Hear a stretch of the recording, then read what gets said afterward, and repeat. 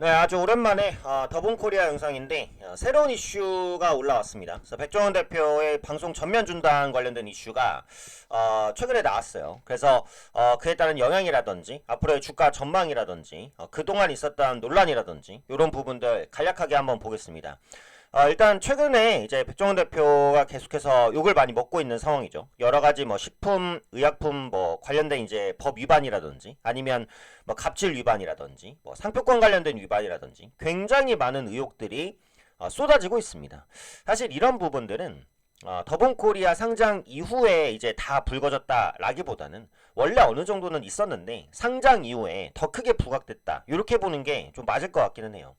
그러니까 사실은 그 알짜 기업은 상장을 안 하는 게 나을 수 있습니다. 왜냐면 상장을 하는 순간 주주들이 생기고 주주들의 이해관계에 따라서 어떻게 보면 이슈들이 계속해서 재생산되고 있었던 사실도 부풀려지고 없었던 사실도 뭐 생길 수도 있고 혹은 과장될 수도 있고 축소될 수도 있죠. 반대로 그죠? 그래서 그런 상황들이 좀 발생하기 때문에 그러니까 상장 전에는 나 혼자 하면 돼요. 다 그냥 이익도 나 혼자 갖고 그죠? 근데 상장 후에는 이익을 나눠야 되고 또 공시라는 절차도 밟아야 되고 세상의 눈이 좀 많아집니다. 그러다 보니까 신경 쓸 일도 그만큼 또 많다는 거죠. 어찌되었던 간에 이제 의혹들이 뭐 일부 사실인 것도 있고 아닌 것도 있고 혼재되어 있겠지만 현재까지 경영을 잘못했다라는 것도 사실이긴 합니다. 그죠? 그래서 이런 부분들이 주가에 계속해서 악영향을 끼치다 보니까 그러니까 백조현 대표 입장에서는 상당히 이제 칼을 좀 크게 빼드는 게 아닌가 그런 생각이 들기는 하죠. 이런 비난 여론을 단기간에 멈출 수는 없을 겁니다. 하지만 쇄신되는 모습을 어느 정도까지 이제 보여줄 수 있을지 그게 관건이다라고 보시면은 될 것 같죠. 자, 일단 그동안 있었던 의혹은 너무 많기 때문에 뭐 하나하나 짚을 필요도 없긴 합니다. 최근에 나오는 것만 보면 덥죽 허위 광고 의혹도 수사한다, 그죠? 이제 검찰 수사까지 들어갔어요. 그러니까 거의 뭐 갈 때까지 가고 있다 이렇게 보시면 되죠.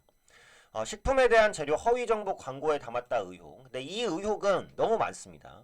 많은 분들이 아실 거고 주주분들이시라면 더 많이 아실 거예요. 거의 뭐 몇십 개의 의혹과 이제 문제점들이 쏟아지고 있는 부분이고요. 뭐 국산이라든지 중국산을 쓴 것도 마찬가지고요. 이게 문제는 형사 입건까지 가고 있다라는 겁니다. 기업에 대한 조사, 백종원 대표 개인에 대한 조사까지 좀 강하게 진행될 가능성이 높다라는 부분이죠.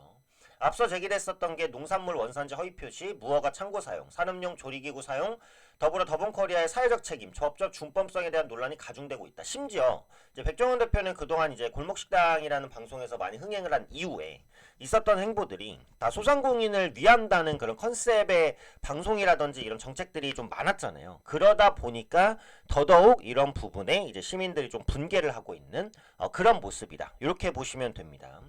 자, 그러다 보니까 이제 그 어떻게 보면 조금 그 조치가 빨리 필요하다라고 생각을 했을 수도 있고 뭐 늦은 조치일 수도 있기는 한데요. 오늘 나온 그 유튜브 영상입니다. 그래서 백종원 대표의 그 유튜브 영상 들어가시면 오랜만에 업데이트가 하나 됐어요. 5분 정도밖에 안 됩니다. 그래서 한번 보시면 될 것 같은데 핵심은 앞으로 이제 쇄신을 하겠다. 네, 그리고 지원 정책 강화하겠다. 그리고 더 중요한 게 지금 촬영되고 있는 방송 말고 앞으로의 방송은 다 중단하겠다라는 거예요. 근데 전제가 있죠. 지금까지 촬영하고 있는 방송은 하겠다는 겁니다.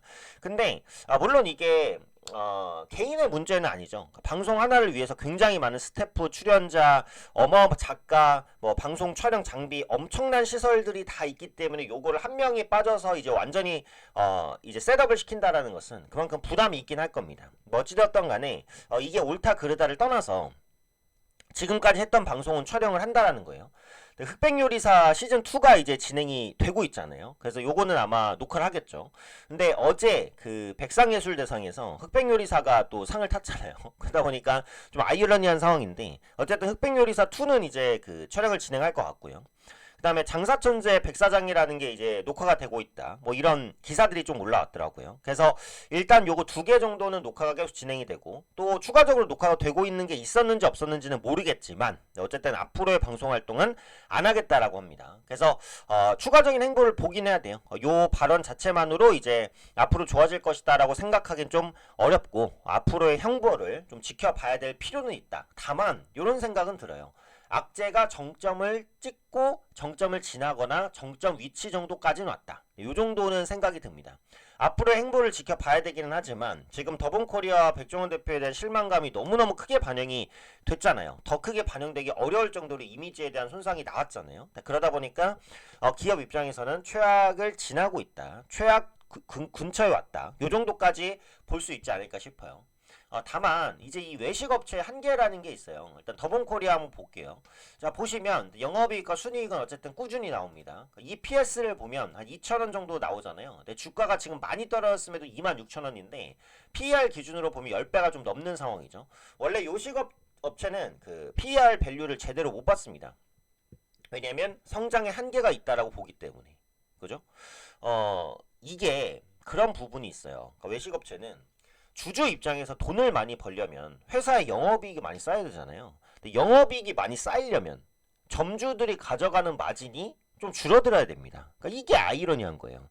그러니까 많은 상생이거든요. 아까 그 사과 영상에서도 보시면은 그러니까 점주에 대한 지원, 점주가 성장하고 그 다음에 주주도 이익을 얻고 이런 구조를 가겠다라고 했는데 이게 굉장히 이상적인 논리입니다. 외식업체의 마진은 한계가 있어요.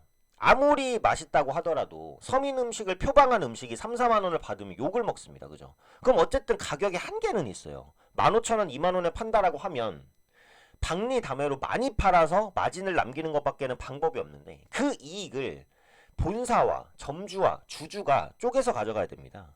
그럼 그 가져가는 양에는 한계가 있어요. 그러니까 점주가 많이 가져가면 주주가 많이 가져가기가 어려운 구조예요. 예전에 백종원 대표가 영상에서 이런 설명을 했어요. 영업이익률이 높지 않다라는 말을 했습니다. 영업이익률이 뭐 5% 6%밖에 안 나온다. 근데 그건 어쩔 수 없다 그랬어요. 왜? 영업이익률이 많이 난다는 것은 점주를 그만큼 많이 뜯어먹는다는 소리니까. 점주를 뜯어먹을 수 없기 때문에 영업이익률이 낮다는 거예요. 그럼 낮은 영업이익을 극복할 수가 없다는 얘기나 똑같지 않습니까? 그거는?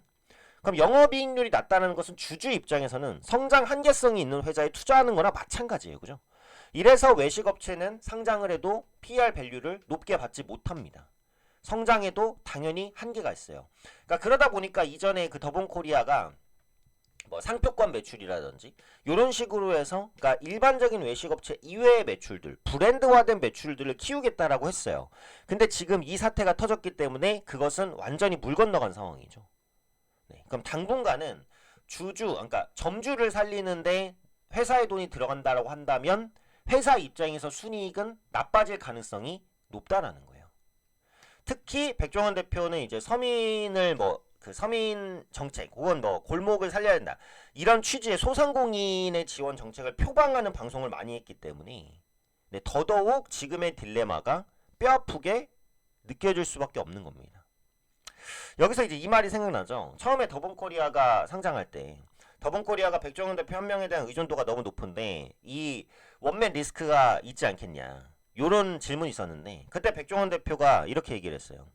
지금까지 리스크가 없었는데 갑자기 리스크가 불거질 게 뭐 있냐.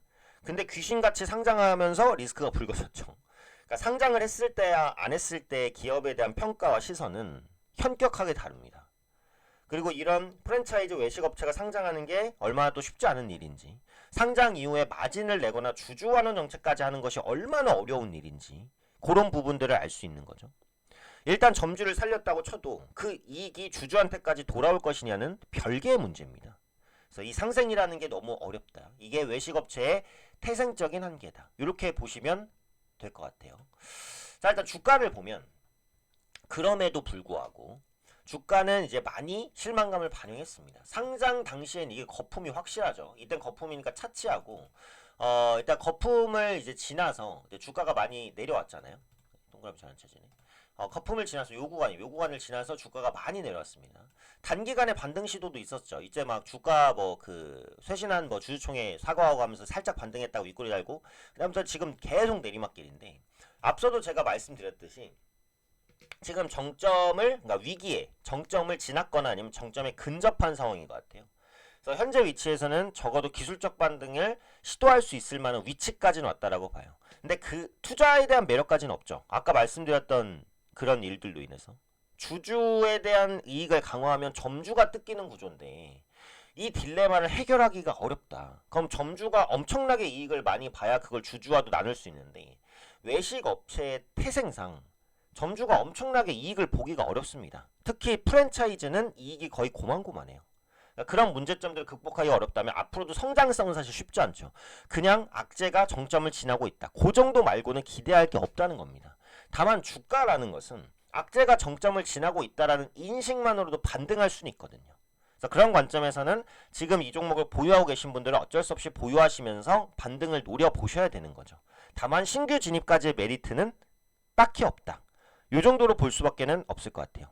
어쨌든 이번에 그 유튜브 방송을 계기로 해서 좀 더 이제 그 끌어올릴 수 있는 그런 계기들을 좀 마련할 수 있을지는 두고 봐야 될 것 같아요. 두고 봐야 될 것 같은데 어쨌든 악재가 정점에 근접해 있거나 지나고 있다는 생각은 들기 때문에 조만간 기술적인 반등 정도는 나오지 않을까. 다만 그 정도지 투자 매력까지 가져가기에는 조금 어렵다. 네, 요게 지금 더본 코리아를 보는 명확한 좀 시선이 아닐까 그렇게 생각이 됩니다.